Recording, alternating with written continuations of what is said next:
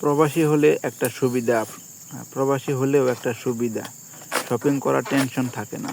প্রবাসীদেরও ঈদ হয়, কিন্তু সেই ঈদে আমেজ থাকে না।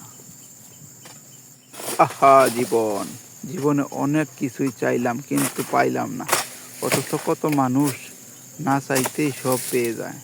চোখের সামনে মানুষের স্বপ্ন পূরণ হতে দেখি, ভালোই লাগে। আসলে কতটা ভাগ্যবান হলে স্বপ্ন পূরণ হয়, সেটা দেখি আর ভাবি আমার স্বপ্নগুলো পূরণ হলে কী বা ক্ষতি হতো। মানুষের জীবনে খারাপ সময় আসা দরকার, খারাপ সময় মানুষকে পরিবর্তন করে। তাই আমি খারাপ সময়কে সেলুট করি। সব সময় খারাপ সময় না আসলে বোঝা যায় না দুনিয়াতে কে আপন কে পর। যেখান থেকে একবার মন সরে যাবে, সেখান থেকে চোখ ফিরিয়ে নিতে আমি এক মুহূর্ত দেরি করি না। কারণ আমি বিশ্বাস করি, সম্পর্ক বা অনুভূতির জায়গায় জোর করে থাকা মানেই নিজের শান্তি এবং আত্মসম্মানকে ক্ষতিগ্রস্ত করা।